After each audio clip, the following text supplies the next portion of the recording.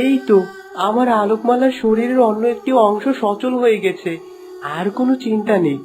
আরেকটি মাত্র নদী আছে, যার পানি পান করালে আমার আলোকমালা সম্পূর্ণরূপে সুস্থ হয়ে উঠবে। এক মুহূর্ত দেরি নয়, আমি এখনই সাধু বাবার কাছে গিয়ে সবটা খুলে বলি।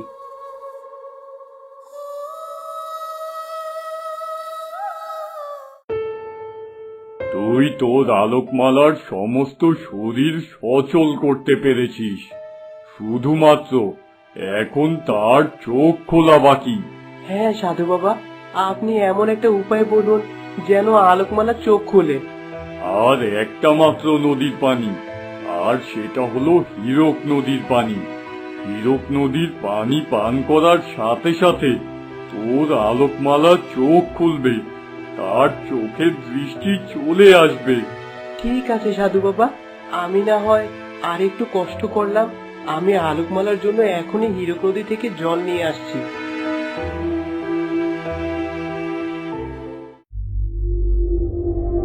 এ কি, এই নদীর পানিটা একদম স্থির হয়ে আছে, মনে হয় জমে বরফ হয়ে আছে। নদীর বরফগুলো দেখতে একেবারে হীরার মতো। যাই, আমি বরং নদীটার উপর দিয়ে প্রাসাদের ভিতরে যাই। জানি না আর কত বছর আমাকে এভাবে বসে বসে অপেক্ষা করতে হবে। আমার শরীরে অজানা রোগ হয়েছে, কেউ আমার কাছে আসে না। হে ঈশ্বর, তুমি আমাকে সাহায্য করো। এ কি মহারাজ, আপনার রাজপ্রাসাদ এমন শূন্য কেন? নদীর উপর এমন সুন্দর রাজপ্রাসাদ আমি আর কখনো দেখিনি। আরে, এটা তো একটা অদ্ভুত পাখি। এ তো দেখি আবার মানুষের মতো কথাও বলতে পারে। আমি একজন মানুষ মহারাজ, আমি কোনো পাখি নই। আমার কথা বাদ দেন, আপনি অমন শরীর ঢেকে রেখেছেন কেন? দুঃখের কথা আর কি বলবো, এই যে নদীর উপর এত সুন্দর রাজপ্রাসাদ, এখানে একদিন সবই ছিল। আমার স্ত্রী, সন্তান সবাই ছিল, কিন্তু এক অজানা রোগে আমার শরীরের চামড়া নষ্ট হয়ে গেছে, তাই ওরা সবাই আমাকে রেখে চলে গেছে। আপনি কাঁদবেন না মহারাজ, আমি আপনাকে সেবা করব। সবাই ছেড়ে চলে গেল, আমি আপনাকে ছেড়ে যাব না। আপনাকে সুস্থ করে তুলে তবেই যাব। সত্যি সত্যি তুমি আমাকে সুস্থ করে তুলবে? এতগুলো বছর হয়ে গেল আমি এই প্রাসাদের বাইরে যাইনি। যেদিন আমার পায়ের স্পর্শ এই নদীর উপর পড়বে, এই বরফ গলে যাবে, আর হীরক নদী আবার পানি দিয়ে পূর্ণ হবে। আর এক মুহূর্ত দেরি নয়, আমি এখনই যাচ্ছি। বনের গাছ থেকে ওষুধ এনে আমি আপনাকে সারিয়ে তুলবো।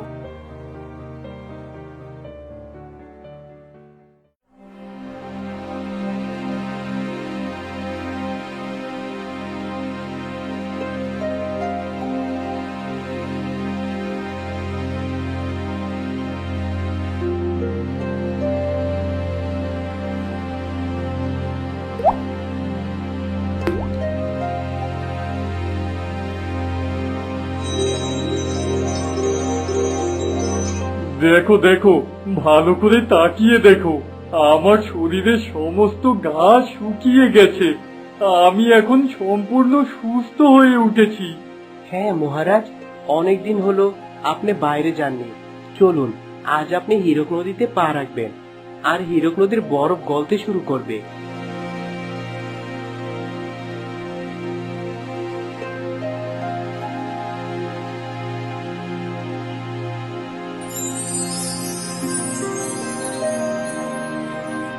আহা, কি সুন্দর পৃথিবী! বিধাতা কত সুন্দর করে এই পৃথিবী সৃষ্টি করেছেন। এবার বলো দেখি, তোমার কি চাই? আমি আপনার কাছে আর কিছু চাই না মহারাজ, শুধু আমাকে হীরক নদী থেকে একটু জল দিন। এই জলের ছোঁয়া পেলে আমার স্ত্রী সম্পূর্ণ সুস্থ হয়ে উঠবে। এখান থেকে তুমি যত খুশি জল নিয়ে যাও, তোমাকে কেউ বাধা দেবে না।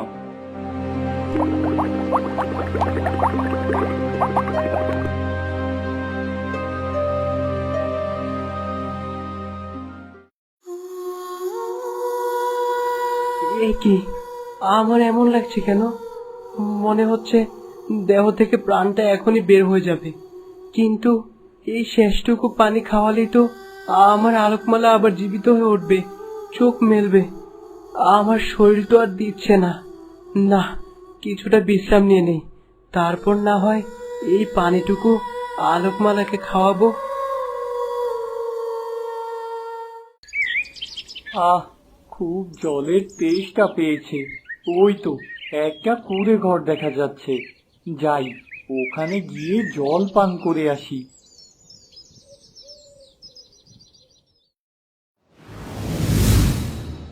বাহ, কি অপরূপ সুন্দরী মেয়ে! কি তার রূপ! একেবারে ডাগর ডাগর চোখ। দেখে মনে হচ্ছে ও অনেক অসুস্থ। যাই, ওকে গিয়ে আমি একটু জল পান করাই।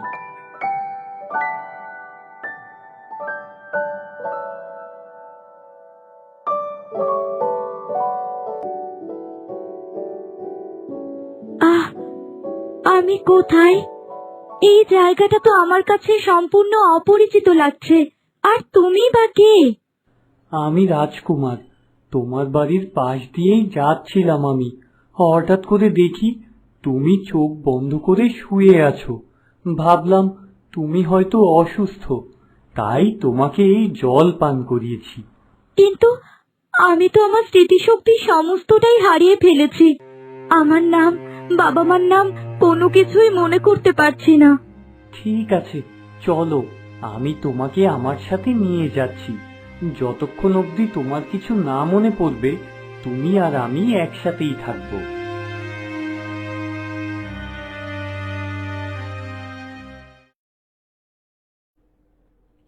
উফ, শরীরটা কি হয়েছিল কে জানে, এখন একটু ভালোই লাগছে। না, আর দেরি না করে যাই, এখনই গিয়ে জলটা আলোকমালাকে খাওয়াই। আলোকমালা তো জীবিত হয়ে যাবে, আমার যে কি ভালো লাগছে। না না, আর দেরি না করে এখনই যাই।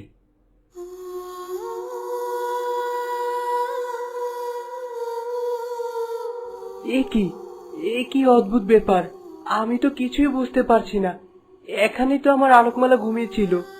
আলোকমালা, তুমি কোথায় গেলে? ওই তো, ওই তো হীরক নদীর পানির পাত্রটা ওখানে পড়ে আছে।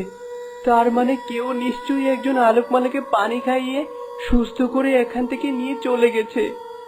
আলোকমালা, কোথায় গেলে তুমি? এখন আমি তোমাকে কোথায় খুঁজে বেড়াবো? না না, আমি বরং সাধু বাবার কাছে যাই, তাকে গিয়ে ঘটনাটা খুলে বলি।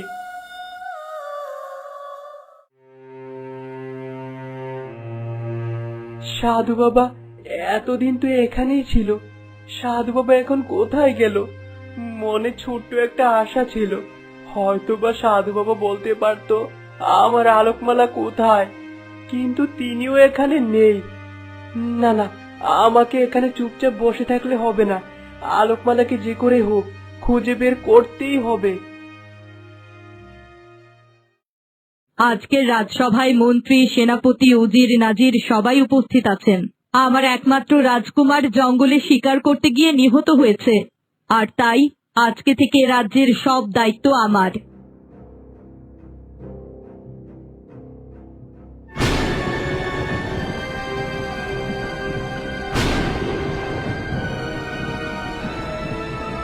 থামুন আপনি।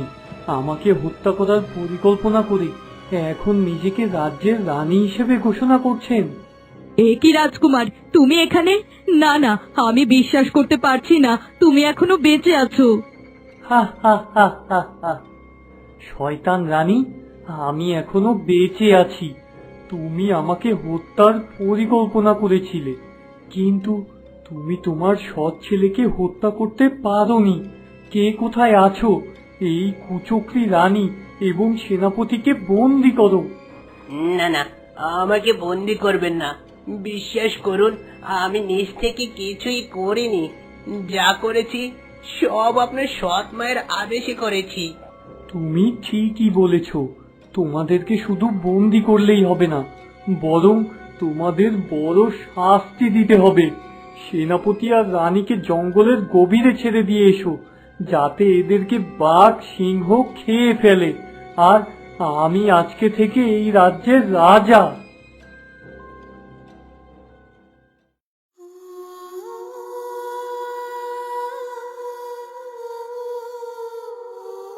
তুমি সারাক্ষণ এমন মন খারাপ করে জানালার কাছে দাঁড়িয়ে থাকো কেন আলোকমালা?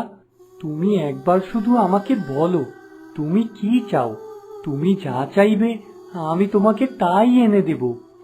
না না রাজকুমার, আমার একদম মন খারাপ নেই। এখানে আমি খুব সুখেই আছি, কিন্তু আমি আমার অতীতটাকে এখনো মনে করতে পারছি না। এটাই আমার সবচেয়ে বড় দুঃখ। তোমার অতীত জেনে কি হবে আলোকমালা? তুমি এ রাজ্যের ভবিষ্যৎ রানী হবে। আমি তোমাকে বিয়ে করব। এটা কি যথেষ্ট নয়? রাজকুমার, আমি আমার অতীত না জেনে তোমাকে কখনোই বিয়ে করতে পারবো না। এমনও তো হতে পারে আমি বিবাহিতা, আমার সংসার রয়েছে। অমন কথা বলবে না আলোকমালা, এটা আমি কখনোই সহ্য করতে পারবো না। আমি তোমাকে মন থেকে খুব ভালোবেসে ফেলেছি। এ কদিনেই তুমি আমার হৃদয় জয় করে ফেলেছো। আমি তো মজা করলাম। চলো আমরা ফুল বাগানে কিছুক্ষণ ঘুরে বেড়াই।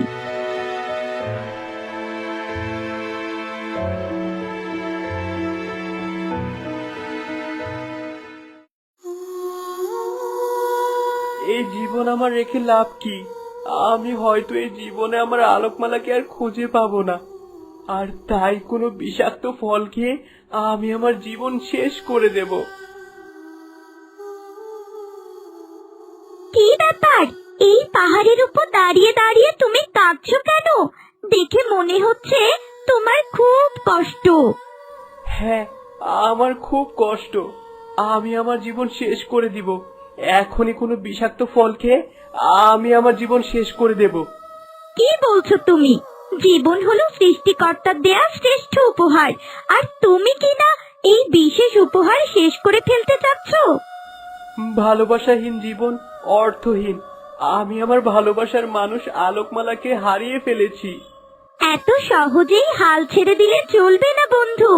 আমি তোমার পাশেই আছি। চলো আমরা দুজনে মিলে তোমার আলোকমালাকে খুঁজে বের করি।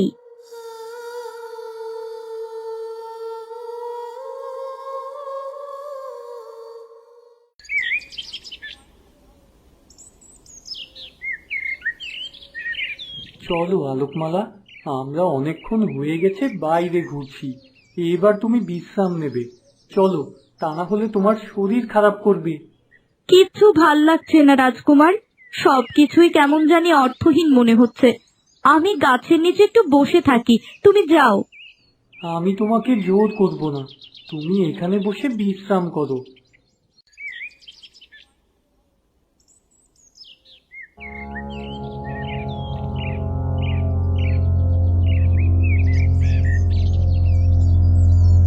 জানি না কি আমার অতীত, আর কে আছে আমার অতীত জীবনে। ওই তো আমার আলোকমালা চুপচাপ বসে আছে।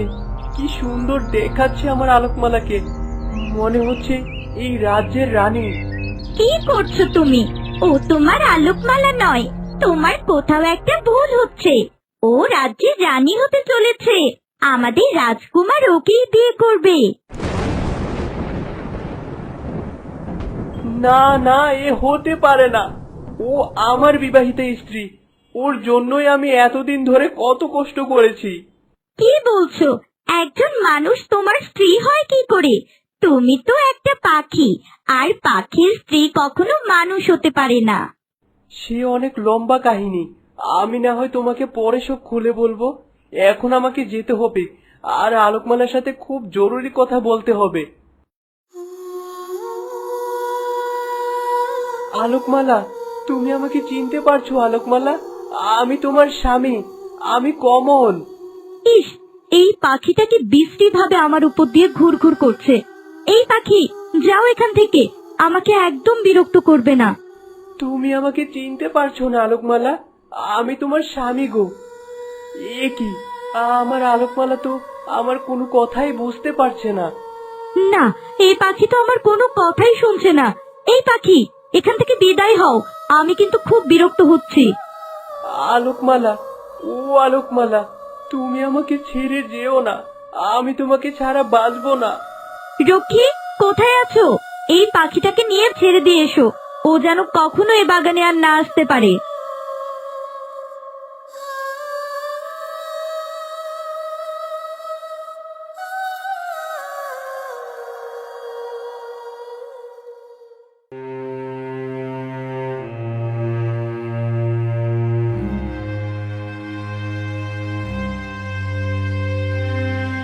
কি ব্যাপার, তোমার আলোকমালা কি তোমাকে চিনতে পেরেছে? আর তুমি এভাবে কাঁদছো কেন? আমার আলোকমালা আমাকে চিনতে পারেনি। ও আমাকে চিনেও না চেনার ভান করেছে। মনে হয় রাজকুমারকে পেয়েও আমাকে ভুলে গেছে। এমনও তো হতে পারে কোনো কারণে ওর স্মৃতিশক্তি সত্যি সত্যি নষ্ট হয়ে গেছে, তাই ও তোমাকে চিনতেই পারেনি। যাও, তুমি আর দেরি করো না, এখনই রাজকুমারকে গিয়ে তোমার আর আলোকমালার কথা খুলে বলো। তুমি একদম ঠিক কথা বলেছ। এই কথা তো আমার একদম মাথায় আসেনি। আমি রাজকুমার সাথে দেখা করব। আমি আমার ভালোবাসাকে এভাবে হারিয়ে যেতে দেব না।